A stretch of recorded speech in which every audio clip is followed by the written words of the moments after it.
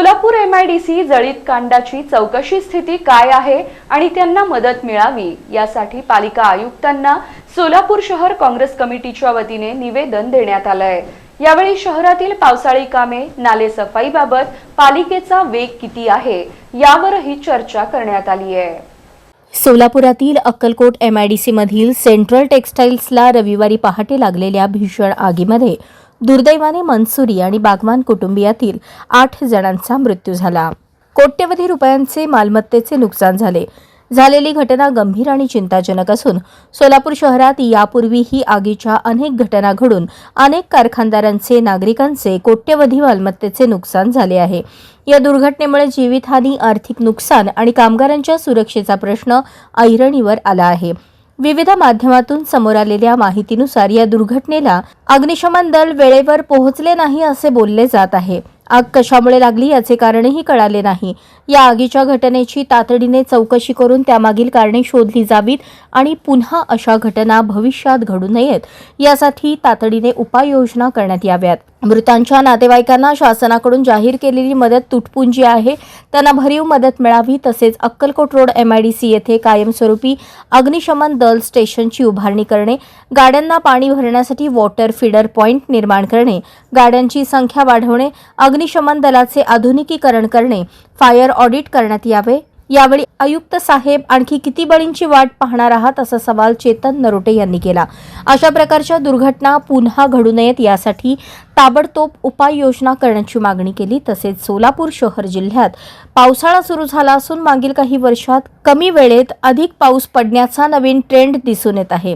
काल परवा झालेल्या पावसात अनेक वसाहतीत पाणी शिरल्याच्या बातम्या येत आहेत। त्या पार्श्वभूमीवर सोलापूरकरांना होणारा संभाव्य त्रास टाळण्यासाठी ताबडतोब नाले सफाई, नाले रुंदीकरण, चेंबर सफाई, अतिक्रमण काढणे, पावसाने पाणी कुठे साचून नागरिकांना त्रास सहन करावा लागतो त्या जागेवर उपाययोजना करणे, नाल्यांजवळ साचणाऱ्या गाळाची तात्काळ विल्हेवाट लावावी, साचलेल्या पाण्यात फवारणी करण्यात यावी, पाणी पुरवठा दूषित होणार नाही याची काळजी घ्यावी, धोकादायक इमारतीचे घरमालक आणि रहिवाशांशी समन्वय साधून त्या ठिकाणी वास्तव्यास असलेल्या रहिवाशांना सुरक्षित स्थळी स्थलांतरित करण्यासाठी कार्यवाही तातडीने राबवावी, आपत्ती व्यवस्थापन विभागाला सज्ज ठेवावे, सफाई कर्मचाऱ्यांना आवश्यक सुरक्षा साधने उपलब्ध करून द्यावीत, मान्सून दरम्यान कोणत्याही आपत्कालीन घटना घडू नयेत यासाठी आधीपासूनच आवश्यक ती दक्षता घेत प्रतिबंधात्मक उपाययोजना करण्यावर भर द्यावा अशी मागणी करण्यात आली। यावेळी शहराध्यक्ष चेतन नरोटे, महिला काँग्रेसच्या अध्यक्षा प्रमिला तुपलवंडे, माजी महापौर आरिफ शेख, माजी नगरसेवक अशोक निंबर्गी,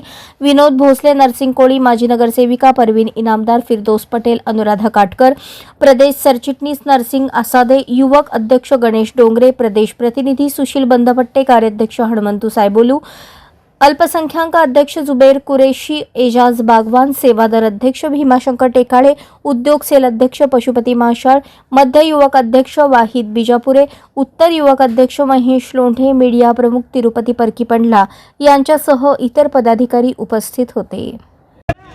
आग लागली त्यामध्ये उस्मान, मनसुरी आणि बागवान परिवार या दोन्ही परिवारातले 4 लोक त्या ठिकाणी त्यांचा जीव गमवावा लागला। महानगरपालिकेच्या खलतांचा कारभारामुळं किंवा व्यवस्था नसल्यामुळं तब्बल 3-3 तास त्या ठिकाणी गाड्या न पोचल्यामुळं, JCB 4 तास न पोचल्यामुळं तिथली कुठलीही सुविधा,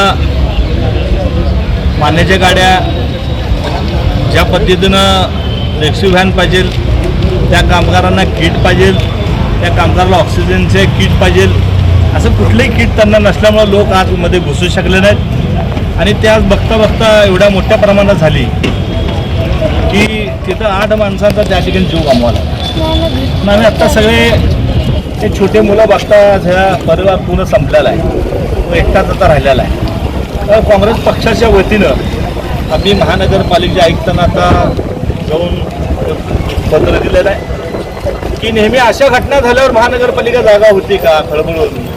मग अशा घटना किती तुम्ही बघणार आहात, किती असे मृत्यू बघणार आहात? ही तर घटना पूर्ण देशभरात झाली की राष्ट्रपतीने ट्विट केलं, पंतप्रधानांनी ट्विट केलं, राहुलजी गांधींनी ट्विट केलं, अगदी जगभरामध्ये देशामध्ये ही आपली घटना प्रसिद्ध झाली। महानगरपालिकेचे त्या ठिकाणी एक प्रकारचा ह्यांचा कारभार सगळा त्या ठिकाणी उघड पडलेला आहे। म्हणून आता आम्ही निवेदनमध्ये रेगोट त्या ठिकाणी नवीन पद्धतीनं तुम्ही रेस्क्यू व्हॅन घ्या, पाण्याच्या त्या ठिकाणी खास MIDSमध्ये 24 तास पाण्याचं त्या ठिकाणी नियोजन करा, एक्स्ट्रा पाण्याचं त्या ठिकाणी तुम्ही नियोजन करा, अशा अनेक त्या ठिकाणी मागण्या केलेल्या आहेत. रात्रीचं तुम्ही एक सब स्टेशन त्या ठिकाणी निर्माण करा, त्या ठिकाणी JCP असेल, रेस्क्यू व्हॅन असेल, पाण्याच्या गाड्या असेल, हे सगळं अतिव्यवस्थामध्ये खऱ्या अर्थानं तिथं झालं पाहिजे. अशा पद्धतीनं आम्ही या ठिकाणी काँग्रेस पक्षाच्या वतीनं मागणी केलेलं आहे. जे कुटुंब दगावलं त्या कुटुंबाला देखील आर्थिक मदत व्हावी, ह्या मुलाचं देखभाल करण्याकरता देखील तो एकटाच राहिलेला आहे, आज जे शिक्षण पुढचं व्हावं, अशा अनेक मागण्या आम्ही खासदार प्रणिती शिंदे यांच्या नेतृत्वाखाली आत्ता सगळे आलो तर मागण्या केलेल्या आहेत. आणि जर हे नाही झालं तर सोलापूर शहरामध्ये फार मोठ्या प्रमाणामध्ये आंदोलन केल्याशिवाय राहणार.